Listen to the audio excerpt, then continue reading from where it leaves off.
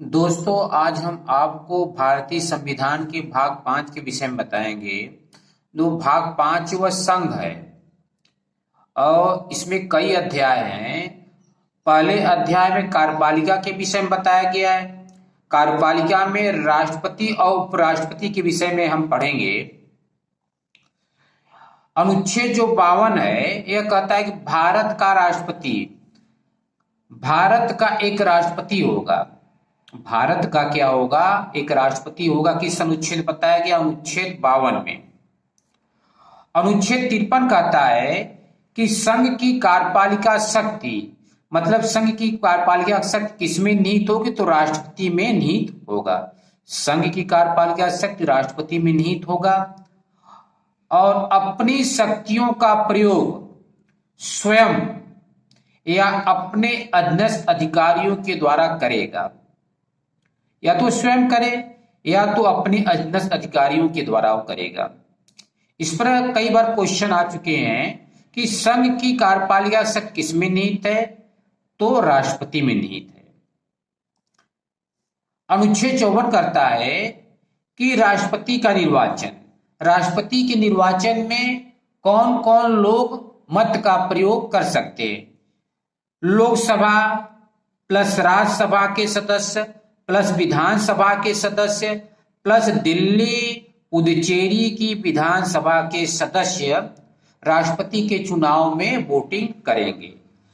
17वें संशोधन अधिनियम 1992 के द्वारा दिल्ली पुदुचेरी के विधानसभा के सदस्य राष्ट्रपति के चुनाव में वोटिंग करेंगे। राष्ट्रपति के चुनाव में राष्ट्रपति द्वारा मनोनीत सदस्य वोटिंग नहीं करते हैं। इस पर कई बार क्वेश्चन आ चुके हैं कि राष्ट्रपति द्वारा मनोनीत सदस्य क्या राष्ट्रपति के चुनाव में वोटिंग करेंगे? नहीं। लोकसभा की अधिकतम संख्या 552 है, लेकिन वर्तमान में 545 है। तो 543 सदस्य जो होंगे लोकसभा के, वह राष्ट्रपति के चुनाव में वोटिंग करेंगे।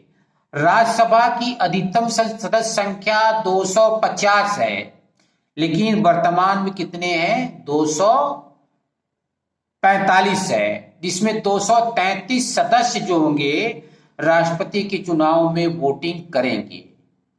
क्योंकि 12 जो सदस्य होते हैं वह राष्ट्रपति द्वारा मनोनीत होते हैं, इसलिए वह राष्ट्रपति के चुनाव में वोटिंग नहीं करेंगे। और विधानसभा, जिन राज्यों में विधानसभा है, वहां के जो सदस्य जो होंगे राष्ट्रपति के चुनाव में वोटिंग करेंगे। और राष्ट्रपति का चुनाव लड़ने के लिए 50 प्रस्तावक होने चाहिए और 50 अनुमोदक होने चाहिए। आगे देखिएगा, अनुच्छेद 55 कहता है कि राष्ट्रपति के निर्वाचन की रीति। राष्ट्रपति का निर्वाचन कैसे किया जाएगा? तो राष्ट्रपति का निर्वाचन आनुपातिक प्रतिनिधित्व पद्धति के अनुसार एकल संक्रमणीय मत द्वारा होगा और ऐसे निर्वाचन में मतदान गुप्त होगा। यह काफी लंबा है, लेकिन इतना ही पूछा जाता है। अनुच्छेद पूछा जाता है कि राष्ट्रपति के निर्वाचन की किस अनुच्छेद में है? तो अनुच्छेद 55 में। निर्वाचन कैसे होता है? एकल संक्रमणीय मत द्वारा होता है। अनुच्छेद 56 जो होता है राष्ट्रपति की पदावधि का मतलब कार्यकाल के विषय में बताता है। राष्ट्रपति जो होता है पद ग्रहण की तारीख से 5 साल तक वह पद पर बना रहेगा। 5 साल के पूर्व अगर राष्ट्रपति चाहे तो राष्ट्रपति अपना त्याग पद उपराष्ट्रपति को देगा, या अनुच्छेद 61 के तहत महाभियोग की प्रक्रिया के तहत पद से हटाया जाएगा। तो राष्ट्रपति पर महाभियोग की प्रक्रिया कैसे चलती? जब राष्ट्रपति संविधान का उल्लंघन करता है तब राष्ट्रपति के ऊपर महाभियोग की प्रक्रिया शुरू होती है, चाहे वह लोकसभा से शुरू हो चाहे वह राज्यसभा के शुरू हो। राष्ट्रपति की महाभियोग की प्रक्रिया में लोकसभा राज्यसभा के सदस्य ही शामिल होते हैं, विधानसभा के सदस्य शामिल नहीं होते हैं। सिर्फ राष्ट्रपति के चुनाव में अपने मत का प्रयोग करते हैं, लेकिन राष्ट्रपति के हटाने में इनका कोई भूमिका नहीं होती है। आगे देखिएगा, राष्ट्रपति के त्याग पत्र की सूचना उपराष्ट्रपति तुरंत लोकसभा के अध्यक्ष को देगा। अनुच्छेद 57 कहता है पुनर्निर्वाचन के लिए पात्रता।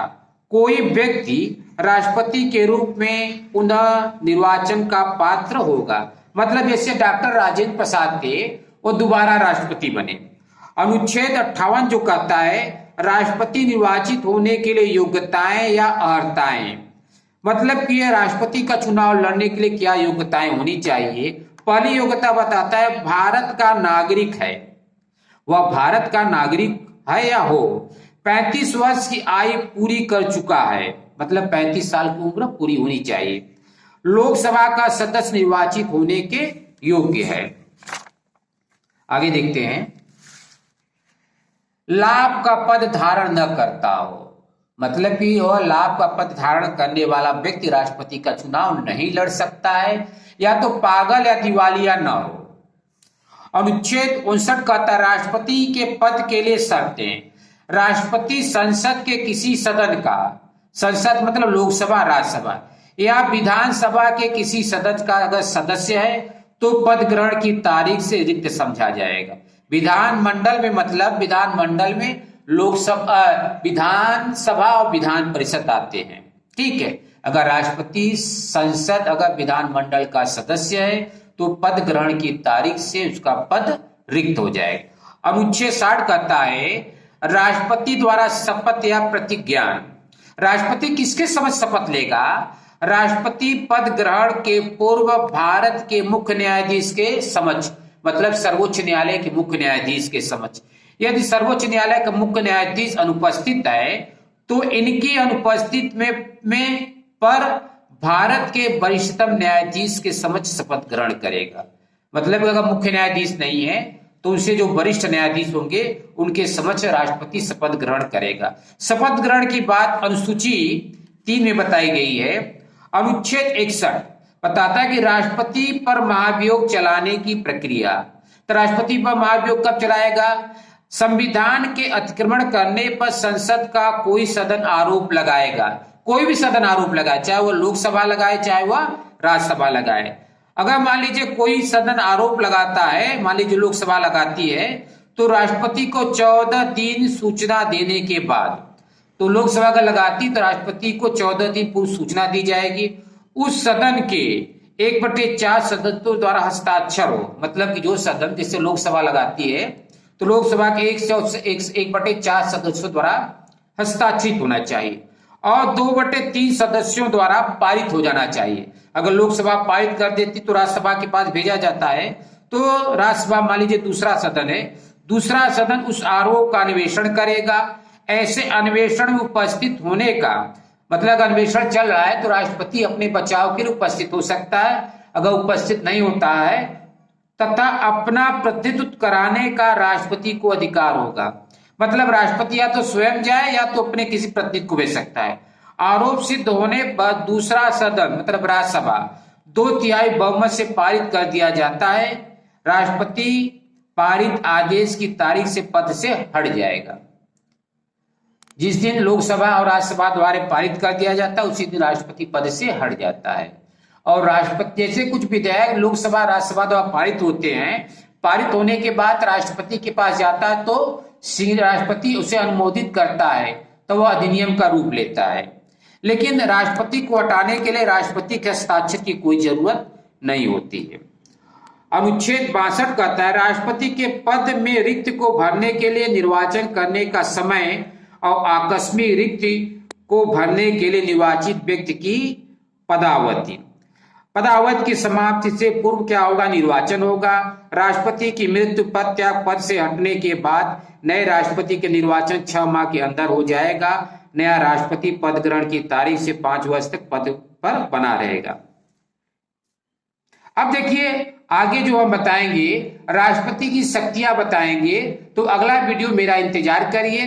अगर मेरा वीडियो पसंद है तो सब्सक्राइब और बेल आइकन को दबाइए और लाइक एंड शेयर करिए और घंटी बजाने में कोई देरी न करिए।